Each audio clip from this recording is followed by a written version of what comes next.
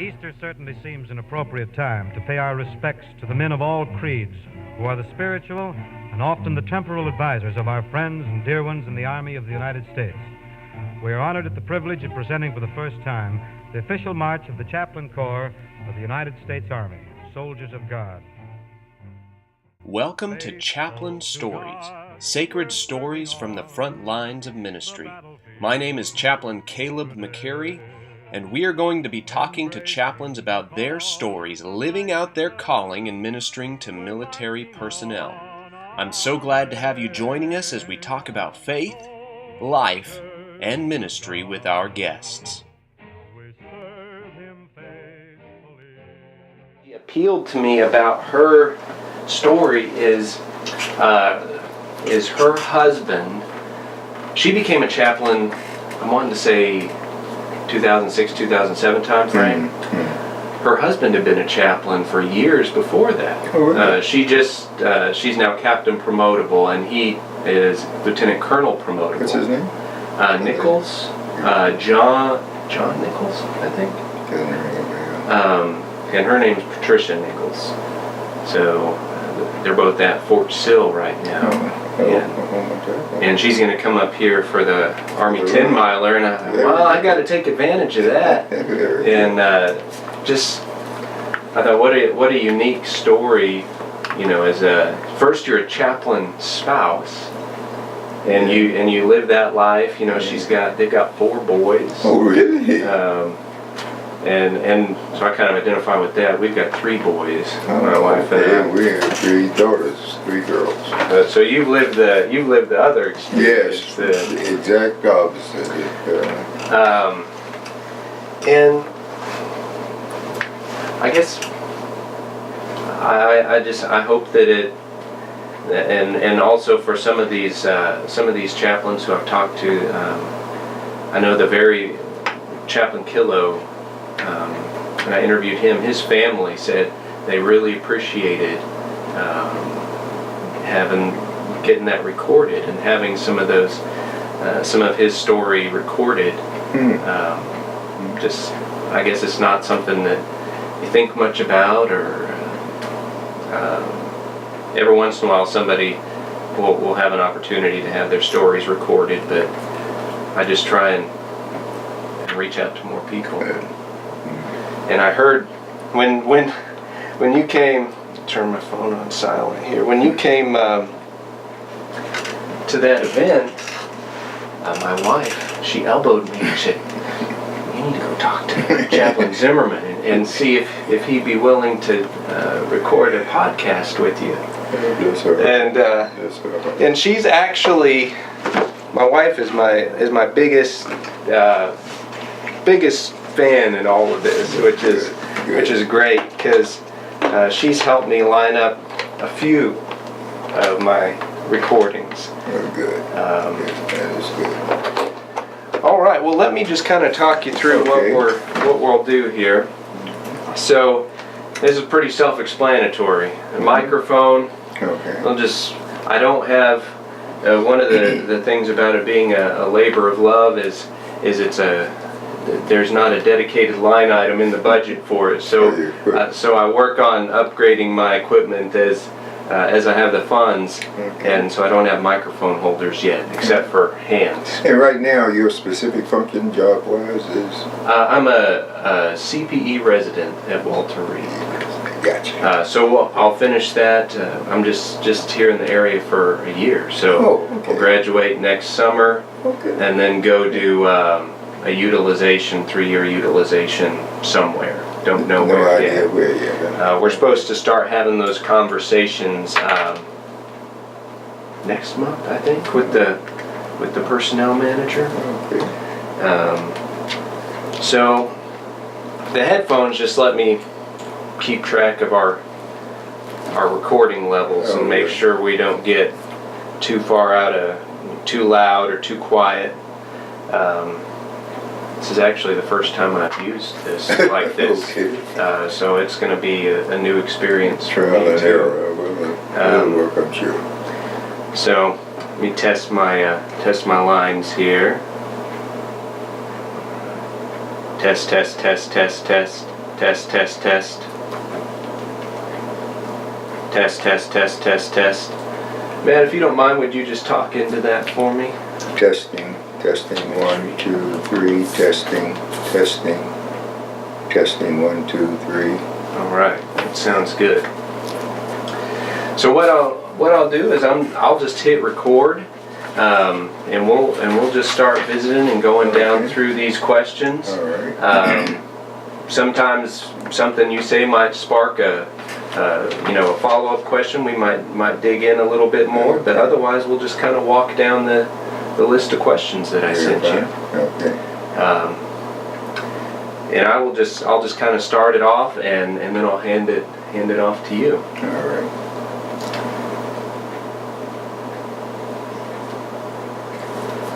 Well, welcome to Chaplain Stories. I am Chaplain Caleb McCary, and I am here with a very special guest who I had the honor of meeting at the Chaplain Corps anniversary just a couple of months ago at the Arlington National Cemetery. And I was about to let the moment pass, and my wife kind of threw an elbow at me and said, hey, you need to go talk to this gentleman and see if he'll sit down with you for a podcast. So I did, and I spoke with Chaplain Matthew Zimmerman, and he agreed to visit with me today. And so, sir, I just want to say thank you for agreeing to sit down with me today. And I'd like to start learning a little bit about you. So what position did you hold before you retired from the chaplaincy? I was the chief of chaplains for the United States Army Chaplaincy. So you were chief of chaplains, and in what years did you hold that position? 1990 to 1994. 90 to 94. Well, we were just visiting. You have the earliest time of anybody I've interviewed for this podcast so far. So I'm really excited to get to hear some earlier years in the chaplaincy than what I've had the opportunity so far. So you retired from the chaplaincy in '94, but you didn't stop there. What did you do after that? The next 4 years were spent serving as the Director of Chaplain Services for the Department of Veteran Affairs. And currently, you're pastoring a local congregation. Pastoring a local small church out in Warrington, Virginia. Well, very good, very good. First Baptist Church of Warrington. So when did you come into the chaplaincy? What year was that? In April 1967. So before you were born, or maybe before your dad was born. Not quite, but my dad was a young man. I shouldn't even say young man, a young boy in 1967. 67. Well, so turning back the clock here a little ways, what were you doing before becoming an Army chaplain in 1967? I was serving as the campus chaplain for a small Baptist college in Sumter, South Carolina, by the name of Morris College, Sumter, South Carolina. So is that also where you grew up? Was in? No, I grew up. That's in the middle section, really, of South Carolina. I grew up in what's called the Piedmont section, the northern part of South Carolina, a little town by the name of Union, South Carolina, near Greenville, Spartanburg, two larger places. And I was born in a little town called Rock Hill, South Carolina, right across the North Carolina border. Okay. There, near Charlotte, North Carolina. So you're doing some college ministry. What starts to happen in your life that calls you into the chaplaincy? I think Vietnam had a rather persuasive role in my desire to become part and parcel of the military chaplaincy. I thought that there would be a need for chaplains, and especially minority type chaplains, and I thought I'd just give it go for 3 or 4 years, enough time to get to Vietnam and back, but would serve in that capacity, and thought it would be a good thing for me, and again, hopefully, for the soldiers who were part of my unit. So, what was that like, that transition? Because that's a pretty dramatic transition, especially during a time of war, to go from a civilian ministry type environment to preparing for the chaplaincy. Well, I think obviously the venue, the location, our college, was quite different from a military setting. But in terms of the people, the persons that I would be serving, they were young. For the most part, they would be young folk. Mm-hmm. And of course, I was in a college with young people. So from that standpoint, there was not a big difference. My congregation basically would be a congregation of young folk who had a difference with respect to outlooks on life, obviously gender, but I thought that there really wouldn't be that big a change in terms of what I was doing and the persons at whom my ministry was directed. So as you're starting to consider the chaplaincy, what does your family think about this as you're considering the chaplaincy and the military service? They were very supportive. My father was a minister at the time, as had been my grandfather, his father. And they were, I think, of the mind that a ministry is a ministry. The environment, the location was really secondary to the fact that you are doing and performing a ministry for God's children. So I basically, and obviously from my wife, basically it was I think, a feeling of support from nearly every aspect of my family.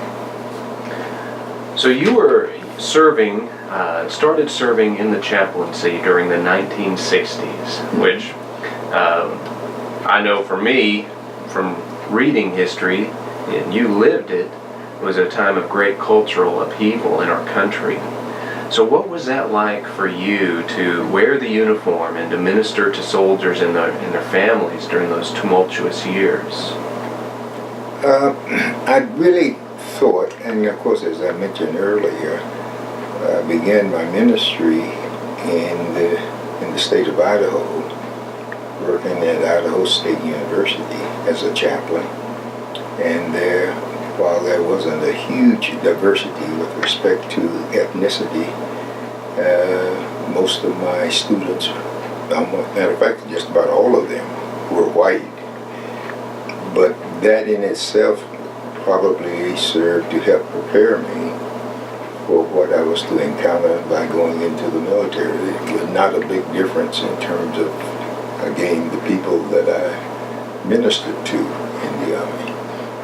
Obviously, there were more blacks and Hispanics, but otherwise, not a big difference. What was your ministry experience like when you served in Vietnam? I was the last chaplain south in Vietnam, and thought that was kind of weird. A brand new chaplain. I'd been in the Army about a year when I got in fact, I volunteered to go to Vietnam. And when I got there and asked about my assignment, they said, well, you're down way south. And I said, how far? Well, you're the last chaplain south. And my naivete at the time, I said, oh, they're probably assigning alphabetically. Being a Z, I'm the last chaplain south. I probably got a chaplain named Allen up on the DMZ someplace. Yeah.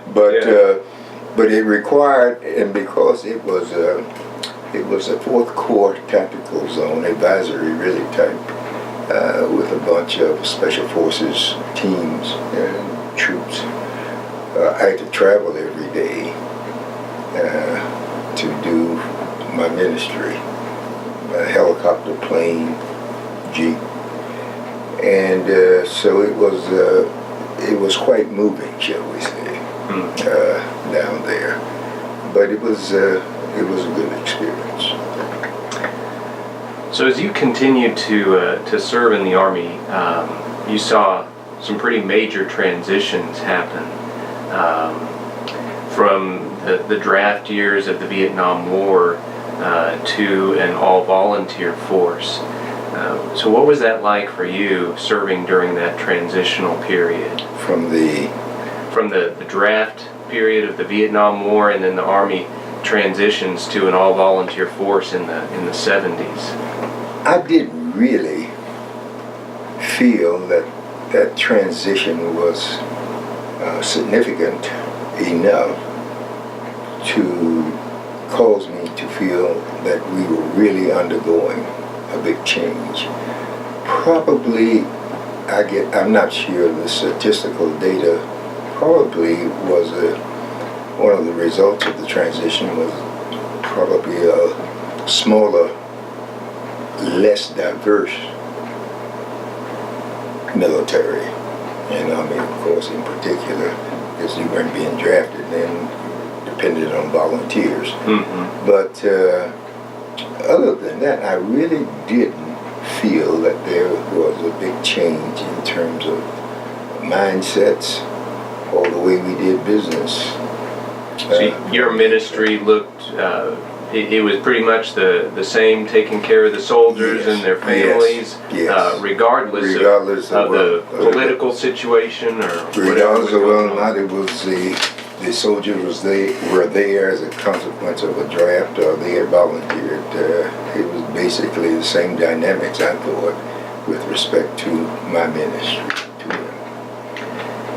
And as you continued to serve, you served during some challenging years through the Cold War as well. Was there any impact on your ministry? Did the Cold War shape your ministry in any way as a chaplain? I was thinking about that when I saw the question. Now, I can't really put my finger on an impact that stood out. Matter of fact, the only thing I can think of is during my term as the chief of chaplains, I, along with the chiefs of chaplains from the Air Force and the Navy, went to Russia, to Moscow, and the major part of the reason we went, we had been invited to come to try to help facilitate the emergence of a chaplaincy in the Russian military. And now, whether one can say that's a matter of Cold War, one way or the other, positive or negative, but that's the only thing I can really think about that one could say Cold War or heating up war or whatever.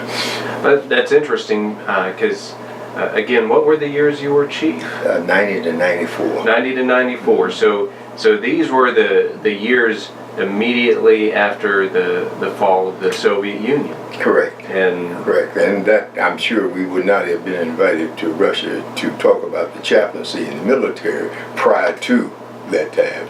Yeah. Prior to Brother,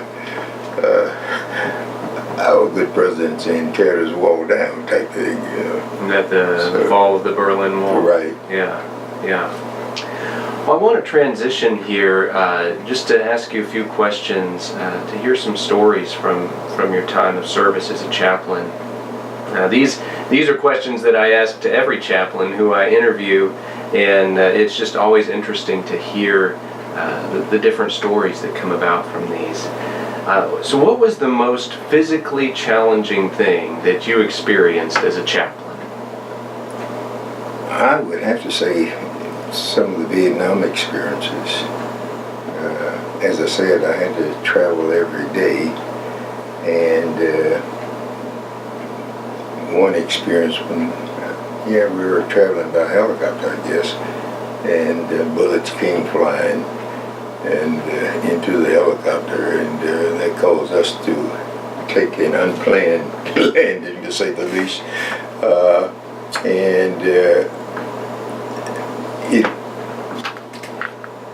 I suspect that surviving that and getting out of the mess that turned out to be was probably the most physically challenging time or aspect of my entire career, certainly in Vietnam too.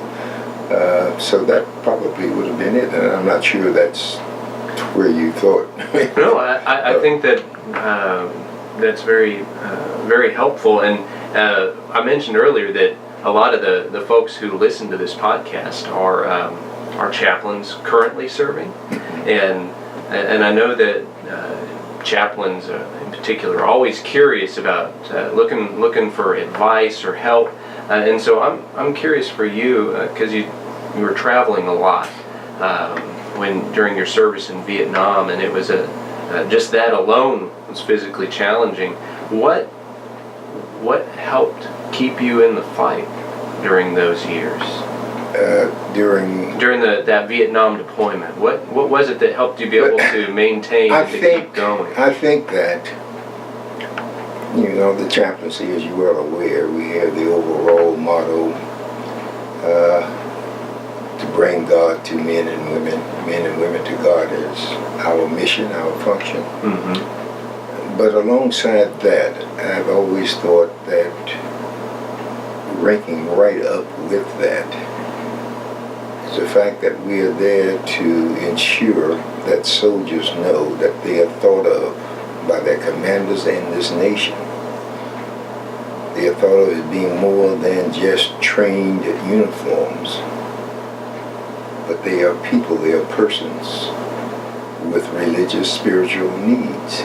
And this nation considers them to be persons who do have those needs, and we will provide for those needs. So every time thinking of myself as a reminder to soldiers that you are thought of as an individual first, not just as a member of a unit, but as an individual who has needs, spiritual needs certainly, and that this nation feels obligated enough to you to meet those needs by having a chaplain in your unit to try to serve you in meeting those needs. That was the dynamic that really had a major, I think anyway, had a major place and role in my being in Vietnam as well as during peacetime. And also we did a lot in Vietnam. We provided a lot of assistance to the townspeople in that little town of Bac Lu, South Vietnam, Camau, Vietnam, Viton, Vietnam, Rock Choc, Vietnam. But we got a lot of things sent by folks from the States. For the youngest, we really supported an orphanage there in Vietnam, and basically there were Catholic priests who were running the orphanages and that. But we did a lot of that in Vietnam that it's never talked about, well, rarely talked about. But that was quite a satisfying thing. Did some humanitarian work then? The humanitarian work. I think that what you said there was really interesting. I think that war a lot of times is very dehumanizing, and one of the things that chaplains help do is help soldiers maintain touch with their humanity. Absolutely. Well, what was the most spiritually challenging thing that you experienced as a chaplain? That's a good question, because that's probably connect that question to one of, I remember a potential suicide person where I had quite a few, but this one was particularly, Laird had come into the office, and he finally decided to tell me that he had planned to really do some terrible things to members of his family as well as to himself, and attempting to dissuade him of that particular notion was, as I recall it, a very traumatic time for me, thinking that if I failed, some terrible things could happen. And that's one of the things that stand out in my mind and memory with respect to any traumas that took place having to do with suicide. Maybe something else will come to mind, but that's right now. Yeah, I think, and those are the sorts of things, chaplains, you never know what a soldier's going to walk into your office with, or you walk out in the motor pool, and you never know what you're going to encounter when you walk up to somebody. Came to me later and gave me, can't remember if it was a 45, but gave me a pistol that he had planned to use. And he said, "You take this for safekeeping." And I do remember that. Because chaplains obviously are non-combatants. Right, right. We're not supposed to have those kinds of weapons, but I do remember that.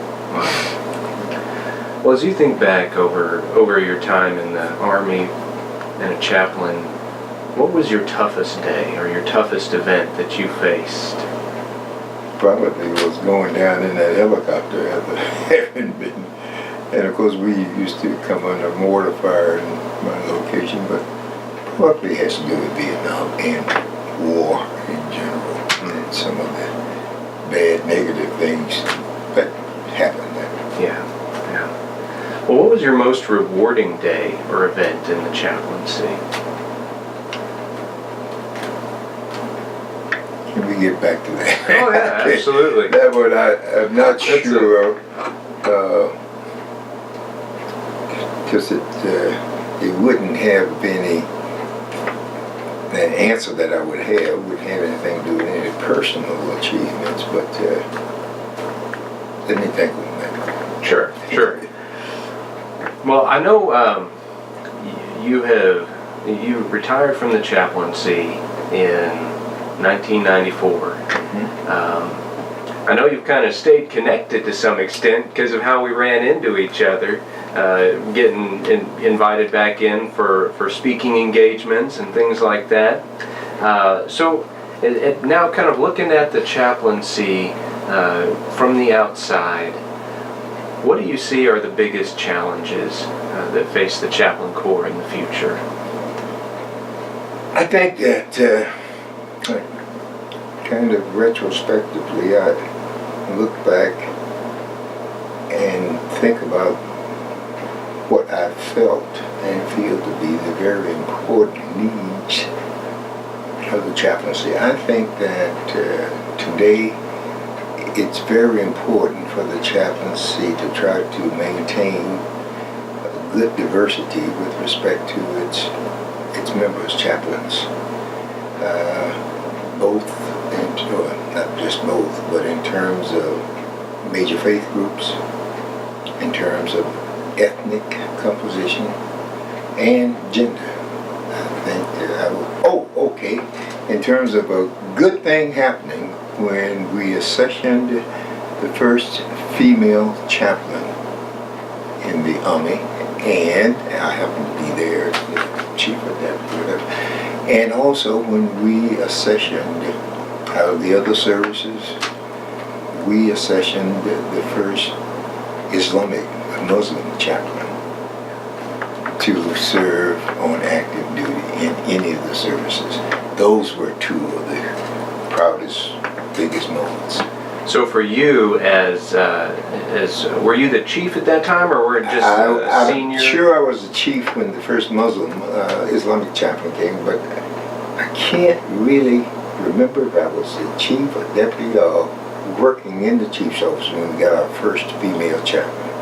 And I don't want to say I was there and take all the credit for that, but those were proud moments for me as part of the chaplaincy when those two things happened. So, for some in our audience, we have folks who listen who are family members or friends who might not necessarily be in the military or the chaplaincy themselves.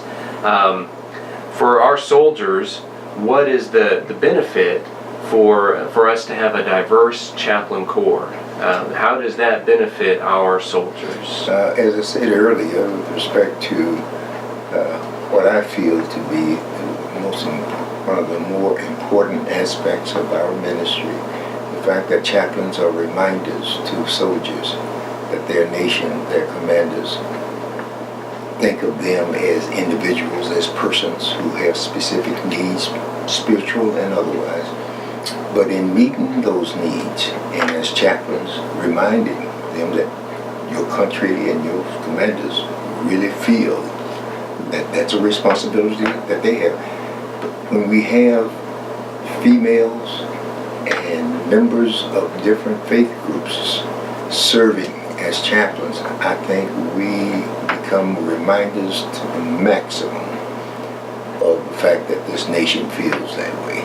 That we know you are people, individuals with needs, and we are trying to fulfill those needs. And a chaplain is a reminder of that fact.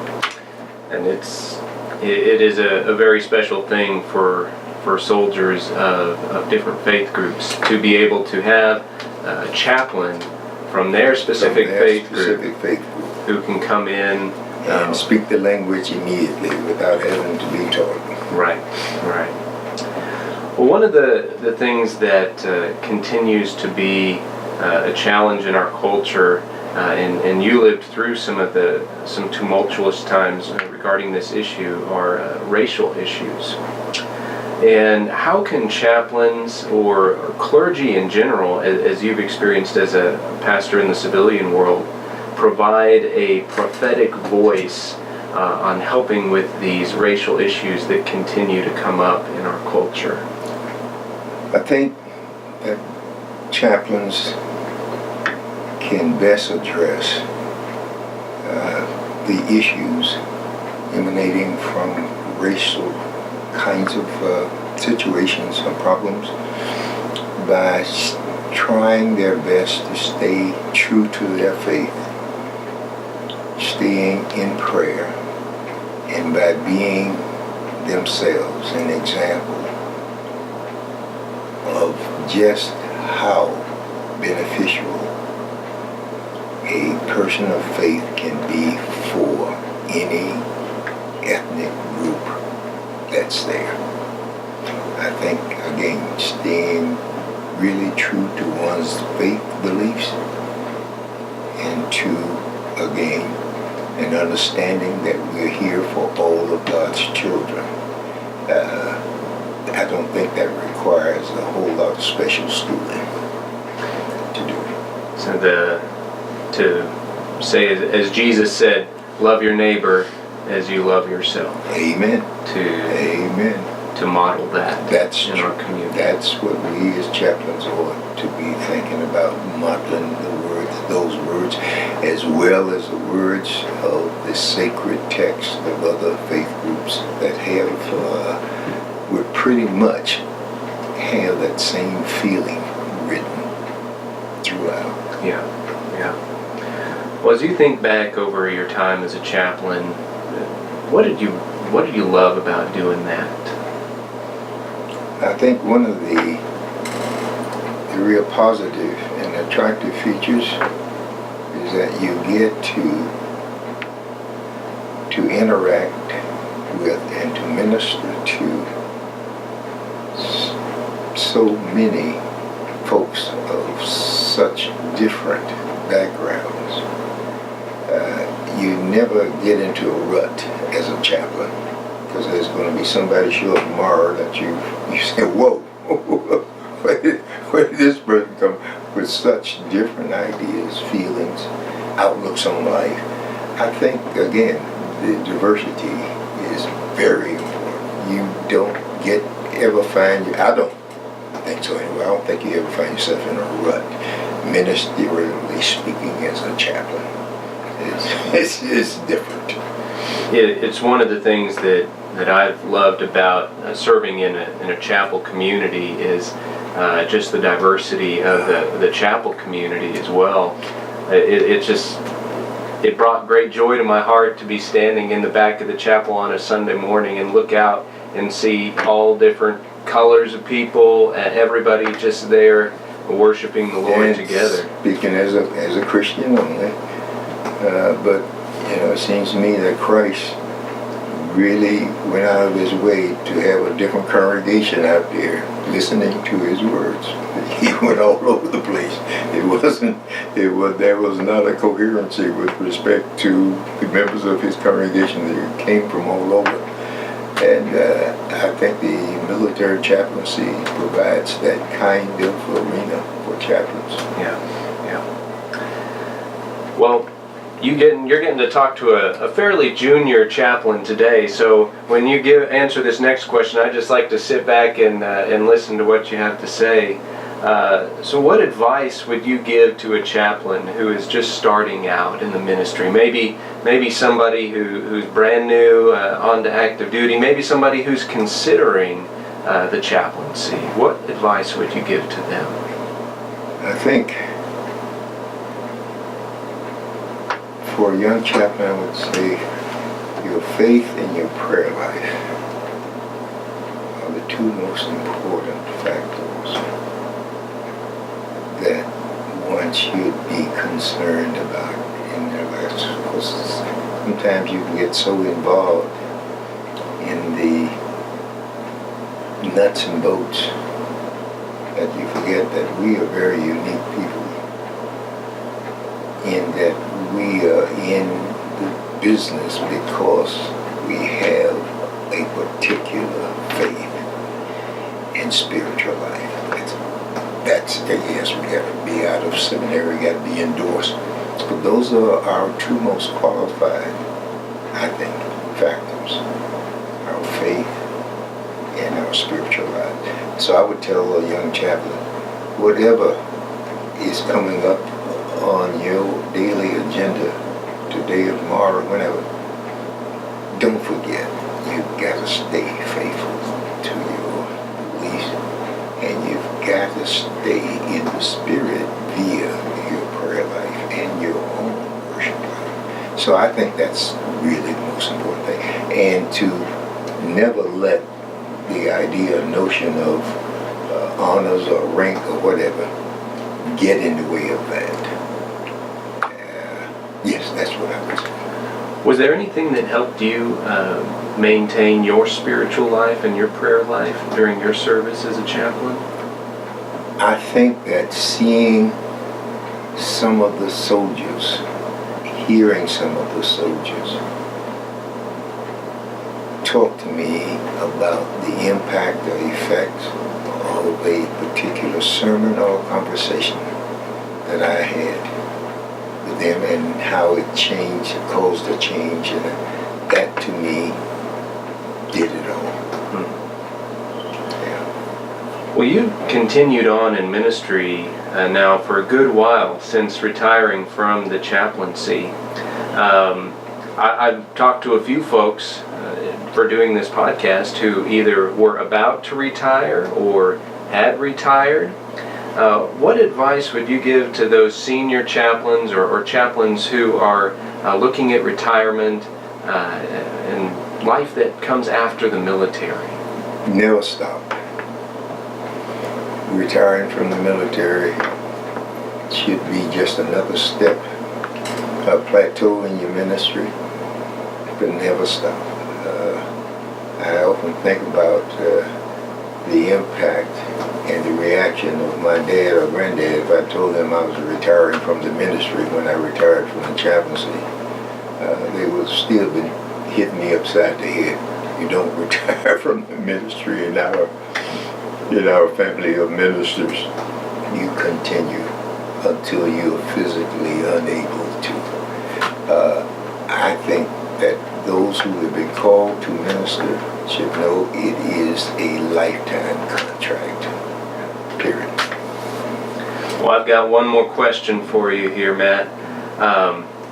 What are one or two books that have been influential or beneficial to you over the years? I saw that I was trying to remember, and the one obvious, well, maybe not obviously, but I'll say it anyway, but the Bible is the book that has never failed me. And just last week, believe it or not, and I've read a lot of books that I thought were quite helpful and had pretty big impact on my psyche and my thoughts.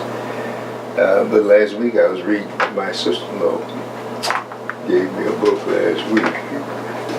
It's a book about young Thurgood Marshall making of a Supreme Court justice, and it stops about 1933 before the 1954 Supreme Court decision on Brown versus Board of Education. But seeing what the experiences were that he dealt with in the South, in Virginia, North Carolina, South Carolina, Georgia, and Alabama during the 20s and 30s time period. And also understanding that my wife's father, who was a lawyer, and I think he was the first black judge around Columbia, South Carolina, but he was instrumental in the 54 Supreme Court decision, Brown versus Board of Education, coming out of South Carolina. But it is the book, and talking about also the I don't want to use the word religiosity, but the spiritual aspects of all of those times of trauma in terms of race relations. And I get the feeling that the spiritual aspect of the entire race relation history and scenario is downplayed. But I hate to think what would have happened had that not been there. Had there not been people of real faith and real strong, I don't want to just say Christians, but real strong in their faith, if they had not been there. And that is it's an affirmation of the fact that my own life and career was in the right path with respect to having that spirituality and one's religious feelings was of the utmost importance. That adds, I think, confirmation to that thing. So that's been and again, I just read it 2 weeks ago. That's a very important book, but its timing is probably more than anything else. I can't think of any specific ones in the past. I went downstairs in the library to see if I had some old ones that stuck down there. But I probably would come up with something. But right now, just the Bible, and the latest is this one. Well, I appreciate that, and I read a fair bit myself, so if you ask me on any given day, I'd probably have something similar, the Bible, and then some book that I read pretty recently. Yeah, exactly. So that's where I am on that. Well, Matthew, I sure appreciate you taking the time to visit with me today. I'm just thrilled that we had the opportunity to meet a couple months ago at the Chaplain Corps anniversary, and then that you were willing to take a little bit of time out of your afternoon to visit with me. I'm delighted, and I hope it's helpful. And you call this process it's a podcast. What is a podcast? So the podcast. So you can see my age now. No. So what we do is I'll record it. I'll take it home and I'll put it on the computer and I'll process it, and then you're able to on your phone or on the computer, you'll be able to listen to the audio of our conversation, and put it out there for the blessing and the benefit of others. And as our conversation earlier, to tell the story of chaplains, because you read a military history or something like that. For example, you read a book of history about the Vietnam War, history for me, and I know there's chaplains in between the lines of these stories, but those stories are often untold. And so I wanted to try and provide a medium for chaplains to tell their stories in their own voices, for the benefit of others and for the benefit of history as well. So so that piece of our history doesn't just fade away. Very good, and I hope folks are also realizing that Vietnam was not without fatalities for chaplains. 11, 14, one of the two numbers killed in Vietnam, and there were an awful lot of Purple Heart when I was there. So it was not a matter of just a chaplain carrying the Bible around and being protected from mortars and bullets. They hit him too. All right, well, thank you, Matt. I appreciate your time this afternoon. Thank you so much. I appreciate you being here, Brother Caleb. And I have, well, at least I used to think that I had occasion to become familiar with most names that are given to folk today. But I haven't met too many Calebs. Guys, how's it pronounced? Caleb. Caleb? Yeah. I haven't met too many Calebs. It's, it's never been a real common name. I mean, I've seen it, but in terms of personally meeting, my parents were very big on Bible names. I had an older brother. He died at birth. His name was Joshua. Is that right? And so I'm Caleb. My brother is Malachi. Oh, really? Yeah. And my sisters are Rebecca and Sarah. Very good. My dad had two brothers, so his name was Matthew. His older brother was John. His younger brother was Samuel. So that fits right in with that. I know, of course, I have one brother who passed away about 6 months ago, a younger brother. His name was James. Yeah. So I guess that's just a good way to do it. Well, my parents were big on Bible names. My wife and I, what we've done so far with our three boys is, my last name is McCary. McCary is a Scottish name. I thought so. And so we've kind of looked at Scottish names, and so we have a Liam, and a Ewan, E-W-A-N, which a lot of folks have trouble with that one. With the Ewan, and we have a Callum. Oh, okay. You guys are getting like, maternally speaking, my folks were Irish. My mother's grandfather's name was Harris. And his wife, my great-grandmother's name was Katie Stewart. But on the Zimmerman side, it was German, Jewish. And also my mother's side was Cherokee Indians. So you're talking about that ranges across the spectrum. But it was interesting being in Germany with a name like Zimmerman on a black man. Did anybody ask you about that? Oh yeah, and I remember looking up and finding really a cousin, way background cousin, and of course German folks are not that big on inviting folk into their houses until they get to know them, real well. Yeah. But I guess maybe it was a new era, but we got invited to their house. And it was a relatively young couple that I had looked up and made contact. And we got there and we chatted, and they had some chow. And at one point, I know I had learned some German. And the wife told her husband, "I need you to help me in the kitchen." And as they were walking to the kitchen, I heard the wife say, what the hell did your great-grandpa do when he went to the States? So, and I didn't want to laugh to let him know that I understood what she was saying. But I thought that was the funniest thing. That is funny. She looked at it and said, what the hell did your great-grandpa do?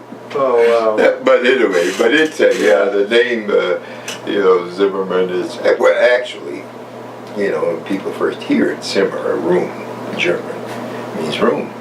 But the initial meaning for the name was spiritual advisor, Zimmer. Spiritual advisor to the king. Wow. So I said, that is very interesting. And so Zimmerman has really been a name that caused some eyebrows to lift when he looked at who was wearing the name. Excuse me. But very interesting. So Germany was a good. Looked up some old places where some of the old relatives had lived. Wow. It's really interesting. When were you in Germany? In the first time, I was there twice. First time was early 70s, 71, 72 to 74, 75, and then back in the 80s. So first time I was in, I was in Hanau, Germany, Frankfurt, Germany, and Würzburg, Germany, and Stuttgart, Germany. So you were there in the years when it was a divided country. Yeah. It was a good place. Our youngest daughter was born in Frankfurt, Germany. That was a fitting place for a person named Zimmerman, I guess. My wife Laura and I we hope at some point that the Army will send us to Germany. Yeah, it's a very good experience, and of course it definitely lends itself to being a starting point in terms of travel through Europe, which we did. So it was a good, actually, full 7 years, really. Yeah, I was there last summer for 4 months. My last unit did they've had all these reassurance missions in Europe, and my brigade was a rotational unit that went over there. Good. So my youngest son was born in May, and 2 weeks later got on a plane and went to Germany for 4 months. Whereabouts were you? Grafenwehr. Oh, Grafenwehr, big training place. Mm-hmm. I remember Grafenwehr very well. Getting the troops up for the training. We didn't get have a lot of opportunities to get out, but did have one weekend where we got to get out. So we rented a car and got to get out and enjoy some. I even got to meet some of the townsfolk in Grafenwehr. Yeah. I was up there so much. That was quite an interesting place. That's when we were in Hanau, when I was 3rd Infantry Division, artillery. Oh, so you were in the 3rd Infantry Division. Yeah. Well, I guess they were in Germany. Yeah. Because that's where I came from. Oh, is that right? In Fort Stewart now. Oh, yeah. So I was in 3rd Infantry Division. That's where we were. That was my unit, and really. Let me see. Well, no, I guess Fort Hood was my first real combat unit in terms of division corps. But the first one on the ground in Germany was 3rd ID. Yeah. 3rd ID. I had a great experience at Fort Stewart. We were very fortunate. Got around some great folks. Had some great friendships out of there. So our first duty station was really a blessing for my family. Yeah, that's good. Well, I will say this, Caleb. In my mind, in my opinion, there was something really, I won't use the word monumental, but it certainly is big about your folks naming you Caleb, because look what you're doing now. Yeah. It has a meaning, a very definite meaning. You know, and it's just funny how those things work out. You were talking about Zimmerman, an advisor to the king, and you know, so that's part of what chaplains do, is advise. Exactly. You know, Advise the commander. I hadn't put those two together, but yeah, that is correct. And you're a spiritual advisor to the commander, and that's what the Zimmermans were initially, the original ones, spiritual advisors to the. That's pretty good. I knew I was going to get something good out of this conversation. Learn something new every day. But it's funny because you know, my parents named me Caleb. Yeah, I think I was about 14 is when I first felt called to ministry, but I didn't know what. That was the last thing on my mind, even with my dad and my grandfather as ministers. I had in college, undergraduate, pre-med, and I was heading to be a doctor at the time, though I had a sister, two sisters in college, one getting ready to go, and my dad said, excuse me, and that was before the student loan thing. Oh, yeah. So I said, but then it was really weird, really weird. I remember my senior year, Duke University had sent out some invitations to black colleges to have groups of students come up to Duke to their seminary for the purpose of seeing if they could attract any black students. They didn't have any black students at Duke Seminary at the time I graduated from college, 62. And I remember the dean of the seminary, or the School of Religion at my college, undergraduate college, who was a good friend of my father, said, Zimmerman, you want to Duke for a seminar? No, sir, I don't want to go to Duke for a seminar. This is the seminary. No, sir, I don't want to be a minister. You know my dad. No. He said, you will go, otherwise I'll call your dad. No, and he and my dad were friends. They grew up in the same town. Yeah. A town called Anderson. So I said, sir, you wouldn't do that. Yes, I will. So just get ready to go. Yes, sir. So 5 of us went up. I'll never forget this. And it was a good seminar, but I had no interest whatsoever in going to seminary. So we got back. And about 2 weeks after that, I get a call from my grandmother. She said, we just saw the news.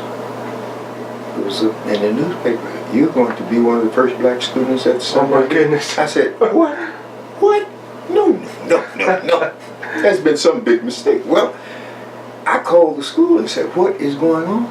He said, well, you signed a piece of paper before you left saying that you... No. I said, but you had asked us to sign to get reimbursed for the expenses coming up there. You didn't say that was a piece of paper to go to... I said, no, you must have gotten 2 different pieces of paper. That was a piece of paper indicating your interest in going to seminary. So I said, no, this is a big error. So I'm getting calls in from my mom, my dad, and everybody. I said, well, what the heck?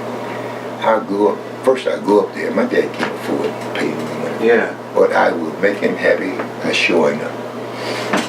And even if something happens, I'll stay a year. By then my 2 sisters will be out of college. And then I can go off to med school. Well, I got there, and I remember the initial interview with the dean of the seminary, and I remember telling him, sir, there's no way that financially my family can afford this. And then he says, congratulations. You're the first recipient of the Mary Babcock Reynolds Foundation Scholarship Grant. I said, huh? Yeah.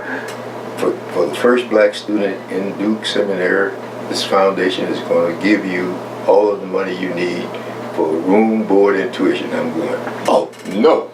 You got to be kidding me. So I'm saying, trapped. I'm trapped. Then I thought about it. I would say, well, I'm leaving at the end of the first year anyway. They can't make me stay. You know, this is America. We don't have freedom here. After the first year, I said, well, what the heck? I'll stick around for another. That has got to be the weirdest call to the ministry I've ever heard. But after the second year, I called my dad and said, you know, this ministry might be the place for me. That's how I got to be a minister. And then you go on and spent almost 30 years as a chaplain. Almost 30 years as a chaplain. And now you've been pastoring here for another 20 the plus Lord, years. As my dad told me when I said, that has got to be the weirdest way to be called into the ministry. He said, son, don't forget, the Lord moves in mysterious ways. I said, yes, Dad, he sure did. He sure did. I never heard anybody being called to the ministry that way. You know, it was, for me, it was my wife. Now, like I said, I was called to the ministry at 14. I didn't know what that meant. Yeah, so I go to college and I'm thinking, I'm going to be a youth ministry major. And so I show up at college. I'm enrolled as a youth ministry major at Oklahoma Baptist University. And one day, she was my girlfriend at the time. And I was in the Guard, but for me, I joined the Guard shortly after 9/11, and my family didn't have much money, so I'm looking for a way to serve my country. I'm looking for a way to help pay for college, and chaplaincy hadn't really been on my radar. And we walked through the student building one day, and there's a chaplain recruiter down there, and my girlfriend's like, you know what? I think you'd be great as a chaplain. And so I go kind of talk to him, and that's what started the ball rolling for me. That was when I was working at the college, and they had a Navy chaplain come by who was a recruit. That's what kept my mind. Yeah. And then when I'm thinking about being out on a ship forever, all the time, after that, I said, nah. And then somebody said, why don't you try to think about the Army chaplaincy? They let you take your family with you for the most part. And that's how I got to be. Yeah.